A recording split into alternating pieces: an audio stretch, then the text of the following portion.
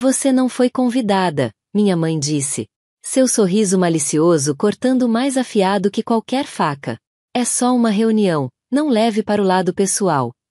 Ela continuou, segurando o convite com sua mão perfeitamente manicurada, acenando como uma bandeira de vitória enquanto sorvia de sua xícara de chá branca.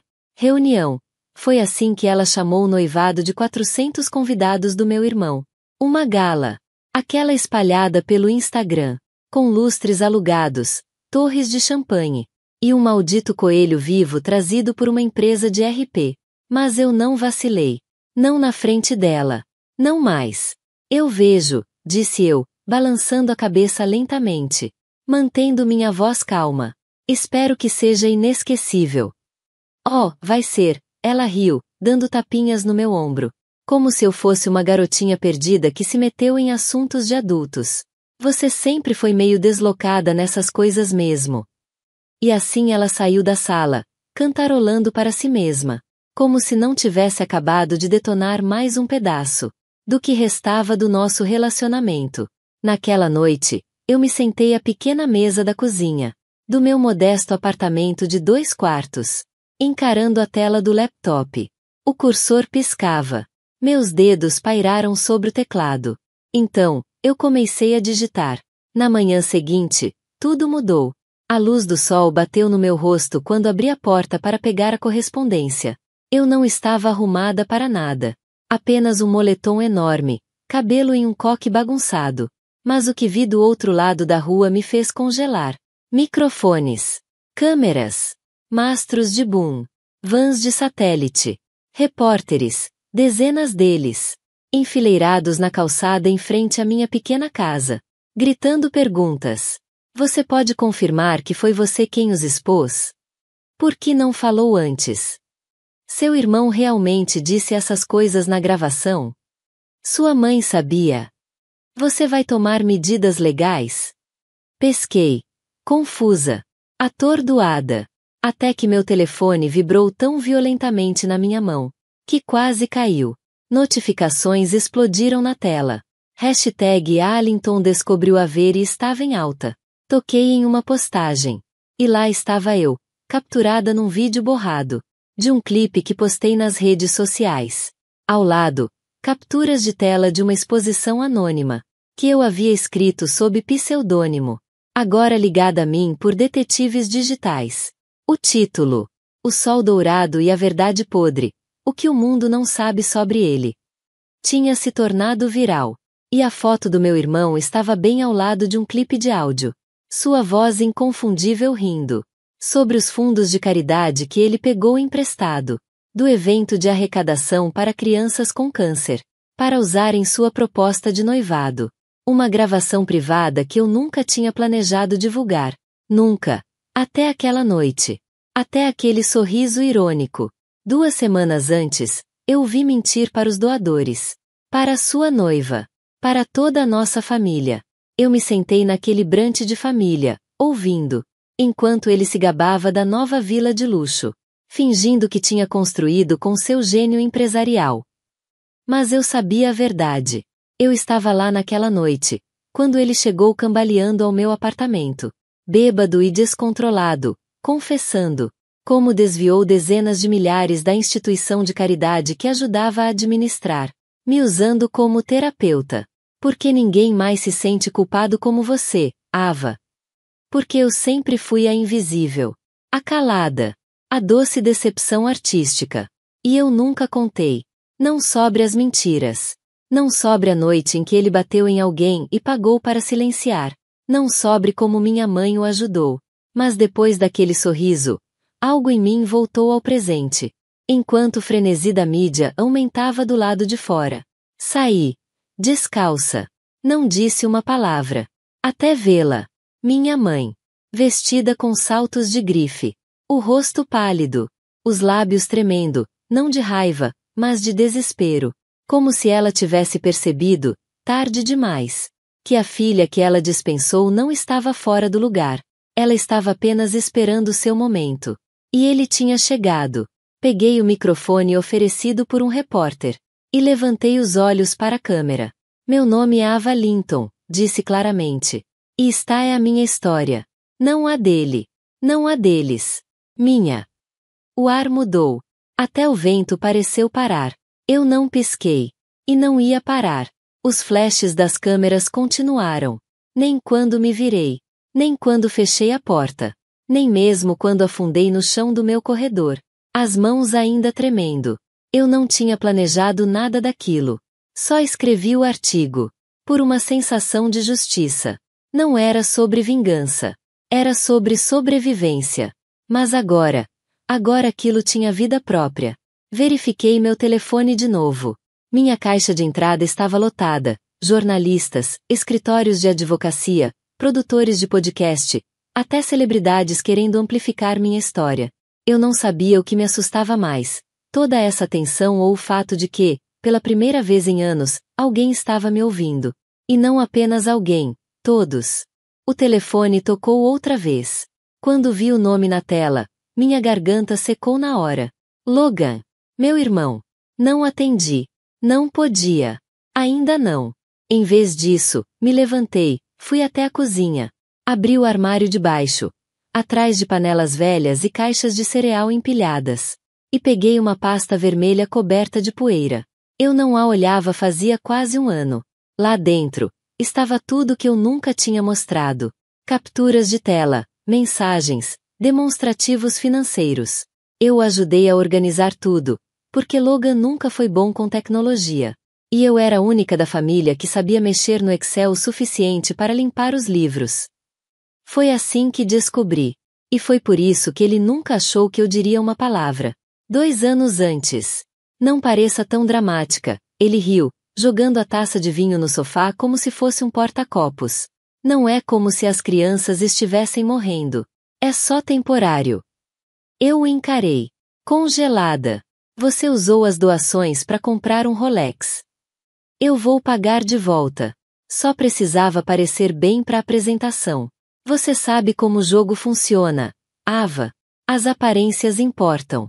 Ninguém confia em um CEO que parece um fracassado. Ele deu de ombros. E tecnicamente aquelas doações estavam numa conta de uso geral. Não era dinheiro carimbado. Ele me cortou antes que eu respondesse, olhos afiados.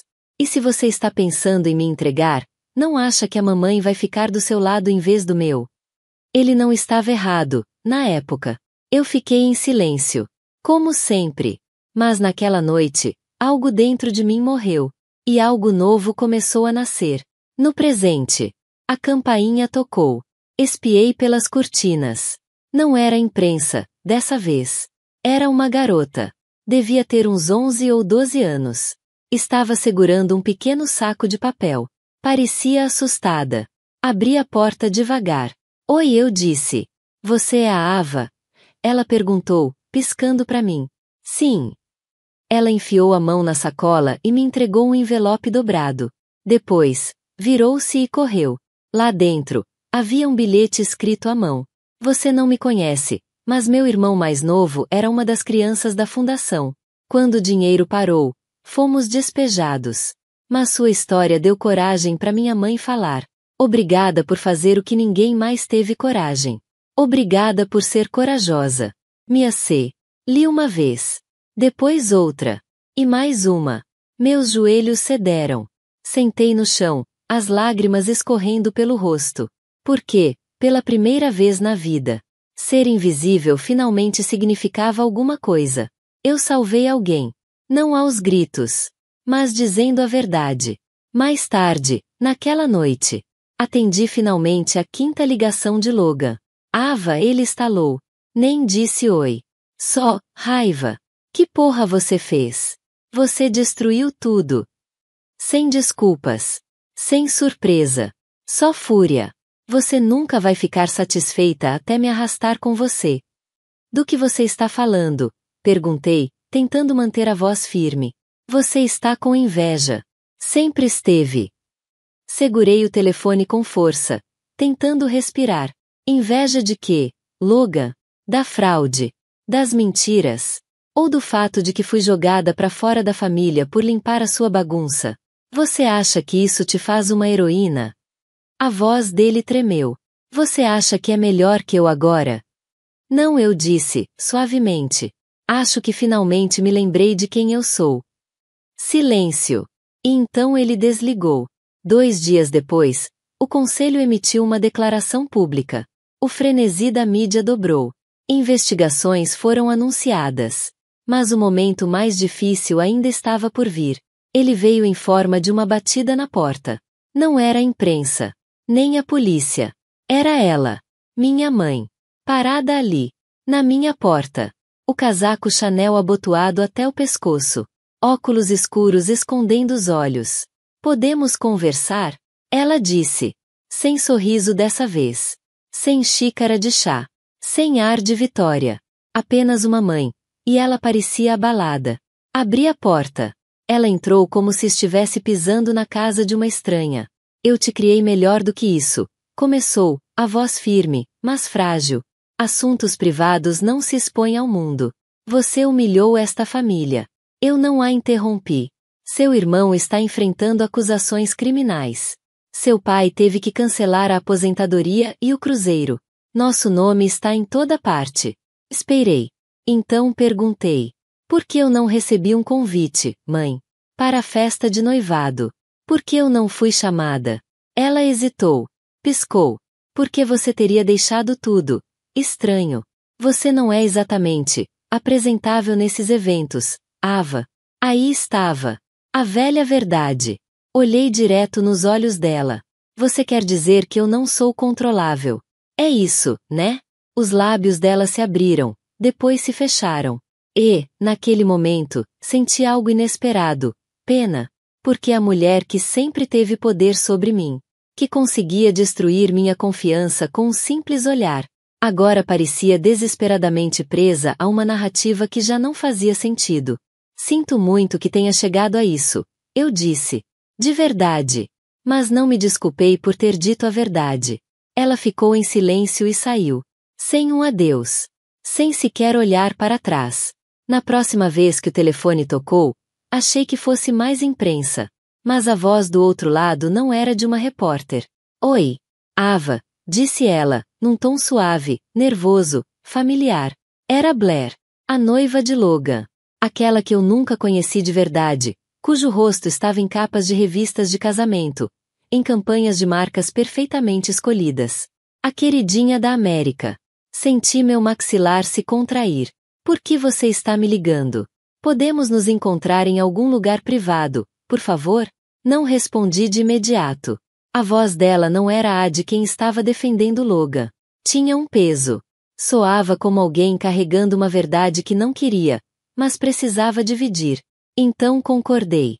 Nos encontramos em um café discreto, no lado leste da cidade, longe da imprensa e dos olhares. Ela entrou usando moletom com capuz e óculos escuros, como se fosse a fugitiva, não a noiva de um homem que enganou metade do estado. Quando se sentou, nem tentou sorrir. Eu preciso te contar uma coisa, disse, direto ao ponto. Pode falar. Respondi. Blair enfiou a mão na bolsa e puxou um pendrive. Eu sei o que ele fez. Tenho provas. E é pior do que você imagina. Meu coração parou. Ela se inclinou, quase sussurrando. Ele não só roubou o dinheiro. Ele o movimentou para várias contas secretas no seu nome. Pesquei, atonita. É por isso que você foi excluída da lista de convidados. É por isso que sua mãe te deixou de fora. Eles estavam construindo uma trilha. Se a verdade viesse à tona, você seria bode expiatória. Engoli em seco. O estômago embrulhado. Cheguei em casa, abri a pasta que ela me deu. Protegida por senha. Nome do arquivo. Cofre da verdade. Dentro, planilhas, números de contas, memorandos internos. Tudo mostrava que eu era listada como líder de projeto de empresas de fachada.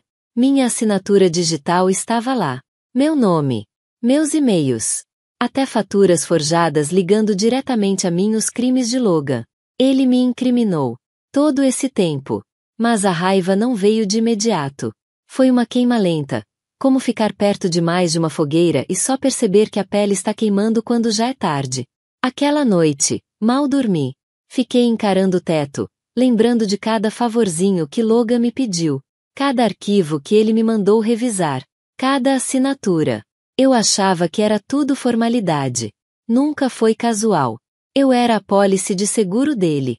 A irmã mansa. Inofensiva. A artista. A ninguém. A bode expiatória perfeita. Eu deveria ter desabado. Chorado. Gritado. Mas não fiz nada disso. Em vez disso, levantei, abri o laptop. E comecei a escrever. De novo. Só que, dessa vez, não de forma anônima. A segunda denúncia foi registrada às 8 horas da manhã. Ele incriminou a própria irmã. A verdade sobre Logan. Dessa vez, eu anexei tudo. Todos os arquivos. Assinaturas falsificadas, datas manipuladas, transações forjadas, capturas de tela lado a lado. Provas claras de que ele havia retirado minha assinatura de declarações de imposto antigas que eu mesma preenchi anos atrás. Ficava óbvio. Ele planejou tudo. Até a reunião. Até o anúncio de noivado. Tudo cronometrado para, em silêncio, me apagar da árvore genealógica. Justo antes de deixar o machado cair. Em cima de mim. Ao meio-dia, já estava nas manchetes nacionais. As consequências foram imediatas. Uma investigação federal foi aberta. Os doadores retiraram o apoio. Os patrocinadores sumiram da noite para o dia. E então veio a reviravolta. Blair apareceu na televisão nacional. Em lágrimas. Expôs não só a fraude de Logan, mas algo que eu já sabia. Ele a ameaçou. Prometeu expor segredos da família dela, do status de imigração. Qualquer coisa para mantê-la em silêncio. Ela contou tudo. E terminou com uma frase que nunca vou esquecer. Eu queria ter conhecido a Ava primeiro. Porque ela não só sobreviveu à própria família. Ela os enfrentou. Ela é a pessoa mais corajosa que eu conheço. Era para eu me sentir vingada. Era para sorrir. Mas não consegui. A verdade é que eu me senti vazia. Por que justiça? Nem sempre vem com fogos de artifício. Às vezes, ela só deixa um silêncio. E é nesse silêncio que você senta. Com as memórias do que poderia ter sido. O irmão que achei que tinha. A mãe que desejei. A família que perdi. Mas o que ganhei? Fui eu mesma. E isso ninguém poderia falsificar. A campainha tocou. Por um momento, achei que fosse o FBI. Era uma mulher de meia-idade. Olhos gentis. Uma pilha de livros nos braços. Você é a Ava? Sou. Eu administro um abrigo local para meninas. Ela disse, com um sorriso suave. Ajudamos adolescentes que saíram de lares abusivos. E temos acompanhado sua história. Todos os dias. Essas meninas acham que você é uma super-heroína. Ela me entregou os livros. Cada um com um bilhete. Escrito à mão, com giz de cera. Com brilhos. Corações pequenos. Quero ser como a Ava um dia. Ela disse a verdade, mesmo quando doeu. Obrigada por ser corajosa por todas nós. Minha garganta se apertou. Minha visão ficou turva. Abracei os livros contra o peito. E, pela primeira vez desde que tudo começou, eu sorri. Não para câmeras. Não para o público. Para mim.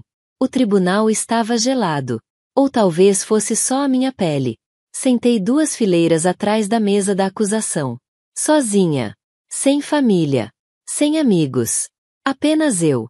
Logan estava na frente. Flanqueado por 2 advogados caros.